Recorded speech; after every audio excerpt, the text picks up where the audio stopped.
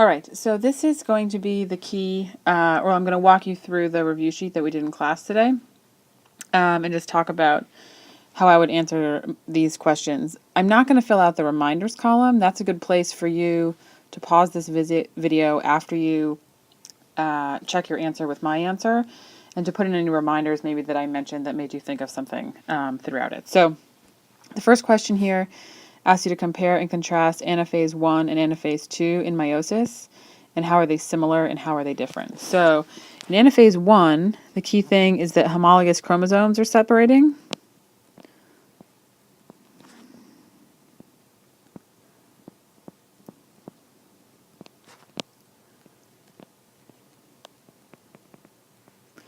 And in anaphase 2,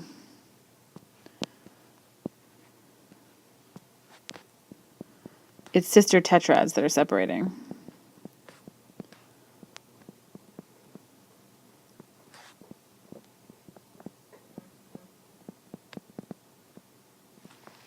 So the key similarity here is that in both cases, the genetic material is separating and coming apart, but it's different genetic material that's happening.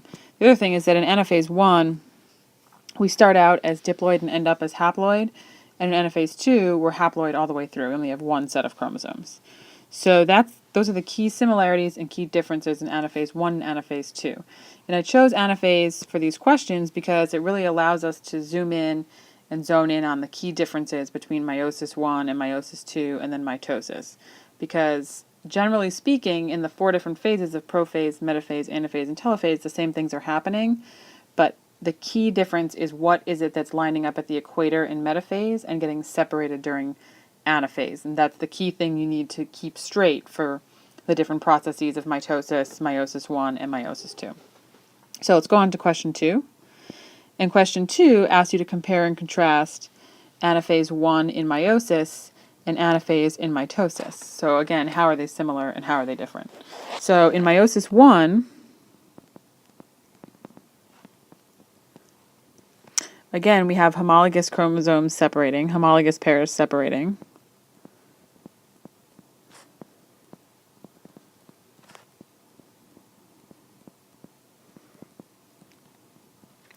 And then in mitosis, the sister chromatids separate.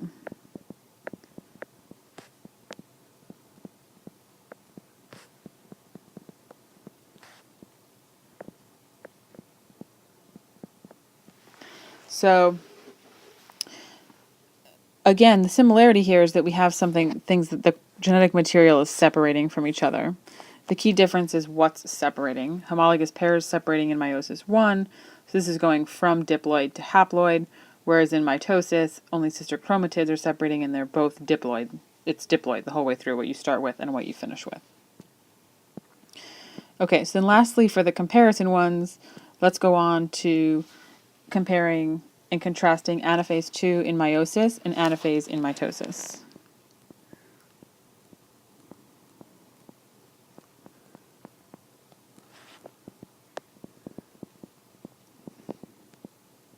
So in anaphase 2, the sister chromatids separate.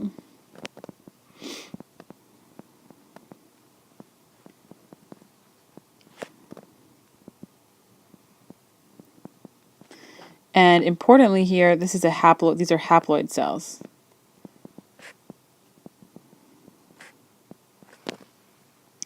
And in mitosis, again, sister chromatids separate.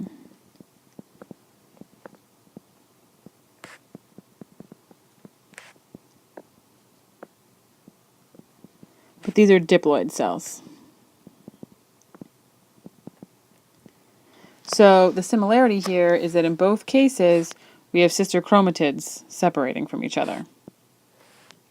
But the difference is that in anaphase 2, we have haploid cells, so they have half the number of chromosomes separating, sister chromatids separating, that you would see separating in mitosis.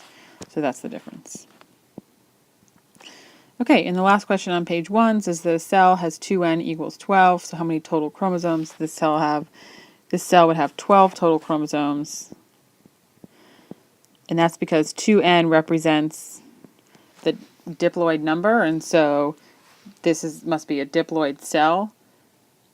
and has all of its chromosomes. If I said that n equals 12 and then asked the same question, how many total chromosomes does this cell have, you would probably write 24. Now, I probably could have worded this question better and said that if a cell has 2n equals 12, then how many total chromosomes does a diploid cell have? Just to be clear for you there. And I'll do that. I'll make sure to do that tomorrow on the test. So let's go on to the next page. Okay, so here we are on page 2. So this question may have helped you think a little bit through the question on the previous page. This next question says that a cell is 2n equals 12. How many homologous pairs does this cell have? So the homologous pairs is represented by n, and so this has 6 homologous pairs.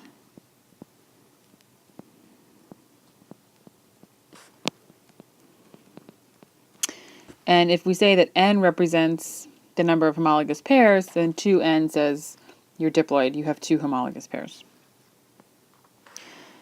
Okay, and then if a skin cell is 2n equals 12, how many chromosomes are in a gamete of the same organism?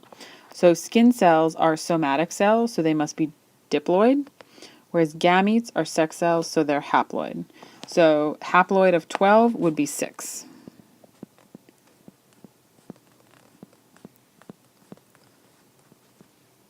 All right, so again, you might want to pause the video and go back and listen, because before I write my answer down, I'm giving information about my thought process that might be helpful for you to add to your reminders column. Okay, so for the next question, you had to look at the attached karyotype. And so I'm not going to scroll through the slides just because of the way these videos are put together. But when you look at the karyotype, you see 2 X chromosomes. And so that tells you that this is a female karyotype.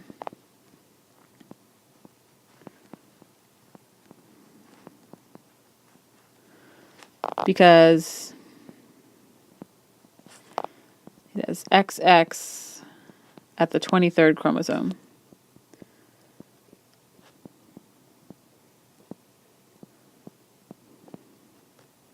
So you'll remember that the 23rd chromosomes are called the sex chromosomes, and the 1st through 22nd homologous pairs, the first chromosomes 1 through 22, are called autosomes, basically anything other than a sex chromosome.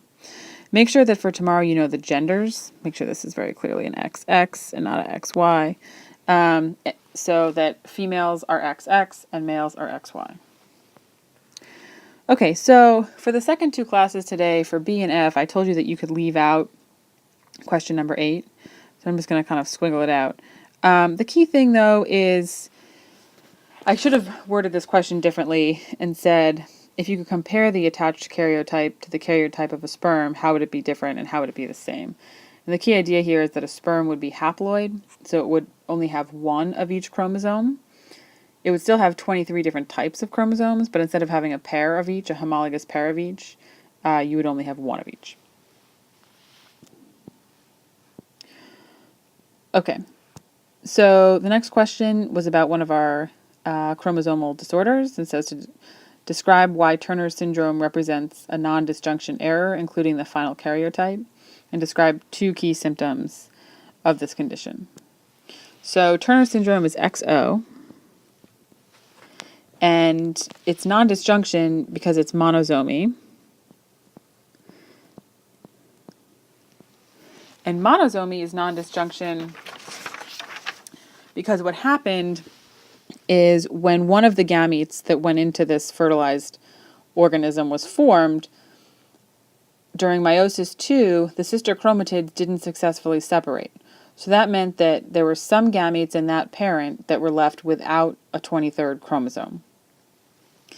I don't know if you want to write all that down, but what I'm going to say is that during meiosis,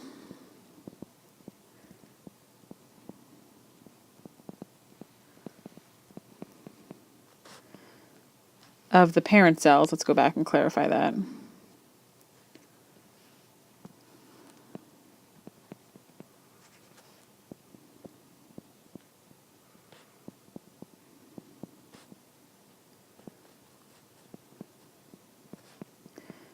The 23rd sister chromatids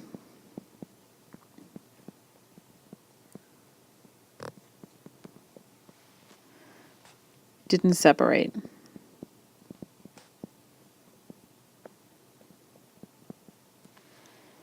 Leaving a gamete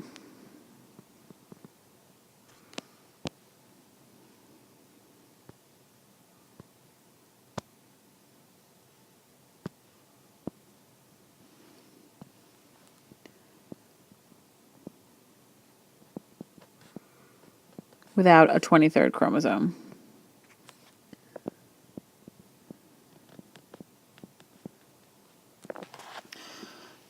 And similarly, that's how you can end up with trisomy if instead of the gamete with no chromosome, no 23rd chromosome being used for fertilization, if the other gamete that has both of them due to the non-disjunction, if that one gets fertilized, then now you have 3 versions of the same chromosome, and that condition is trisomy.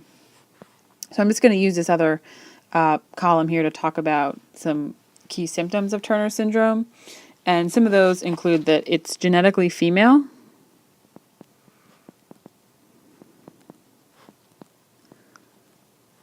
which I guess isn't necessarily a symptom, but an outcome.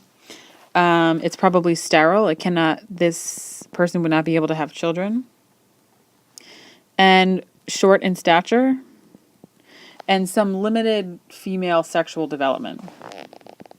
Probably didn't really go through puberty.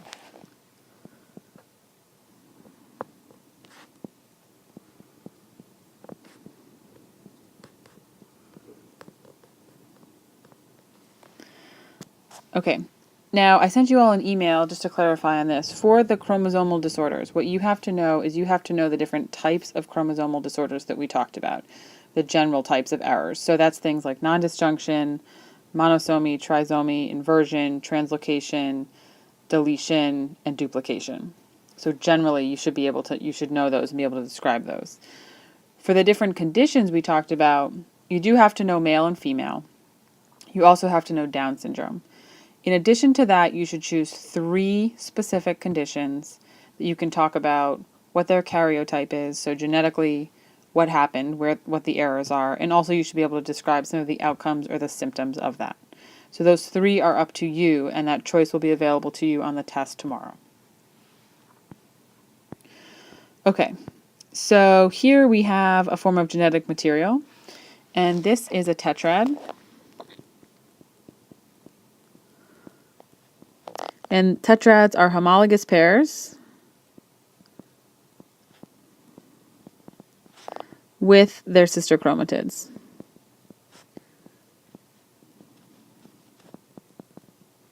And you didn't have a color copy, but here, these are homologous pairs because they're the same chromosome, this nice long chromosome, but we have a blue version, which could be from the father, and a green version, which could be from the mother.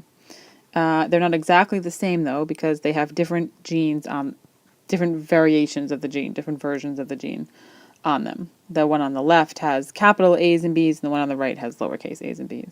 The sister chromatids are the one of the same color with the same letters, and they should be identical to each other.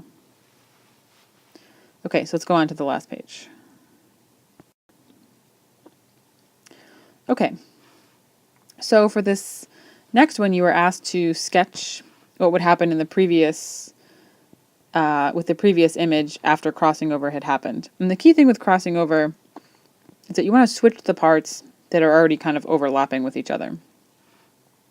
So in this case,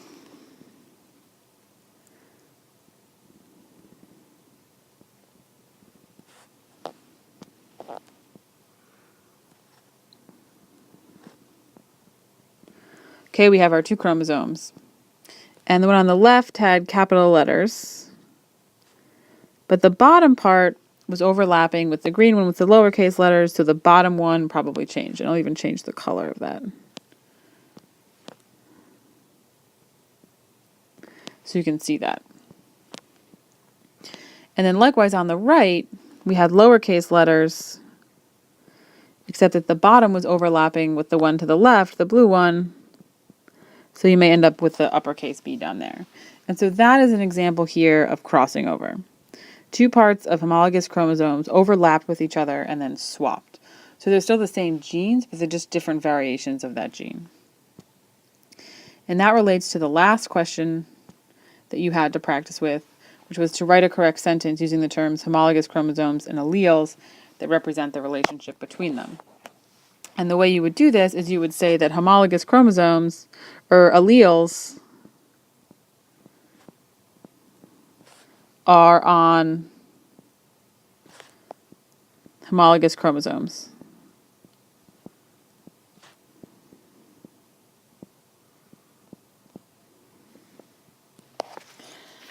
And that's because alleles are different variations of the same gene. Homologous chromosomes have the same genes on them, but they may have different alleles.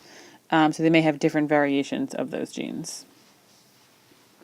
So that's the end of this little video. Hopefully you guys found it helpful for me to go through this review packet with you.